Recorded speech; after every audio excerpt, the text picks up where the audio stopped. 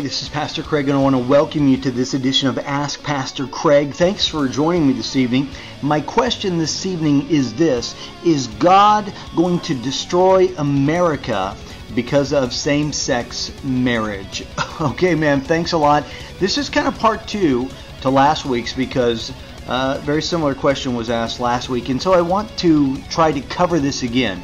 And if you would like a longer version of this, I want to encourage you to go to my Facebook page, which is facebook.com/Pastor Craig Online, and I have a audio podcast posted there. You can listen. It's considerably longer.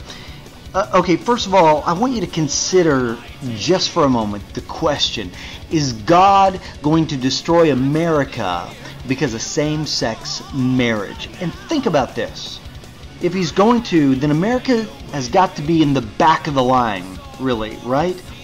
Because there are nations today that commit horrible atrocities. They behead, they rape, they burn to death, they torture to death people who persecute and kill Christians just because they profess Christ as their Lord. So first of all, they've got to be before us, right? And then what about those nations who their state of being as a nation is atheism? That's their proclamation as a nation that they are atheists. I mean, they've got to be ahead of the line before us, right?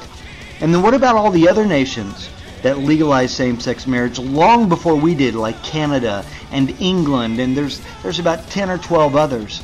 I mean, they're going to fry before we're going to fry, right? You know, the idea doesn't have any logic or any reason to it. The idea in and of itself doesn't make sense because of all the other issues that other nations have around the world. So when you engage your brain, it really doesn't add up. And then the next thing to consider, is God in the business of destruction or restoration? And I think that it's important to think about that. I want to give you an example quickly because we're running out of time. The story of the prodigal is incredibly important. Now, the prodigal begs his father for his inheritance early, and then he squanders his father's inheritance on immorality. He lives in the worst kind of way. And as Jesus tells the story, the father doesn't desire destruction when the son squanders the inheritance. He desires restoration.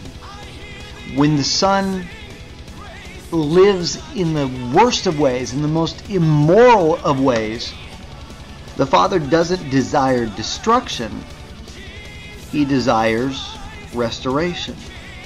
Now, as Jesus tells us this story, he's telling us the story, and the theme of the story is the disposition of the Father.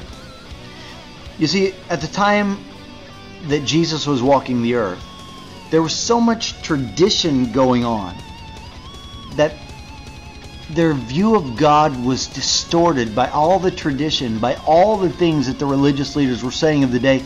And so they had this distorted view of God. So Jesus comes along and he tells these parables so that this parable would give them insight to who God really was. And so when Jesus tells the story of the prodigal son, the demeanor of the father is the theme of the story. God is a loving, compassionate Father who desires restoration and not destruction.